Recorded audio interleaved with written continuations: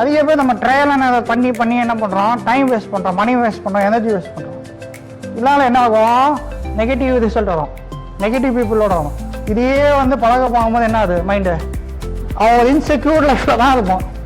இதுதான் 99% பீப்புள் இருக்காங்க. ஏன், நம்மளுடைய மீடியா, நம்மளோட என்விரான்மெண்ட், நம்மளோட எஜுகேஷன் சிஸ்டம், நம்மளோட வளர்ப்பு அந்த மாதிரி, எக்கனாமிக்ஸ் புரியல, பிஸ்னஸ் புரியல, பேங்கிங் சிஸ்டம் புரியல. So duplicate success model. எதுக்காக பிஸ்னஸ் பண்ணுறோம்? ப்ராஃபிட் எப்படி வரும்? ப்ரொடக்டிவிட்டி.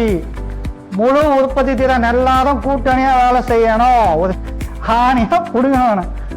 அப்படின்னா என்னது, ஒரு பிஸ்னஸ் நம்ம முழுமையாக பண்ணனா என்ன பண்ணணும், எல்லாரும் கூட்டணியாக சேர்ந்து வேலை செய்யணும், டீம் ஒர்க் இருக்கணும்ல. அந்த ப்ரொடக்டிவிட்டி எப்படி வரும்?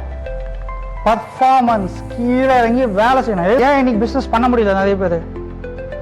தண்ணியிலே இறங்காமல் நீச்சல் கற்றுக்கணும் சார், நான் பிஸ்னஸே கீழே இறங்காமல் எப்படி பிஸ்னஸ் பண்ண முடியும்? லேர்ன் பண்ணாமல் எப்படி பிஸ்னஸ் பண்ண முடியும்? ரைட். இன்னைக்கு நாலேஜபிள் எக்கானமி இல்லை, எல்லாருக்கும் பேசிக் நாலேஜ் இருக்கா? சும்மா போய் வாங்க முடியாது, அவன் யோசிப்பான். அப்போது அந்த பர்ஃபார்மன்ஸ் எப்போ வரும்?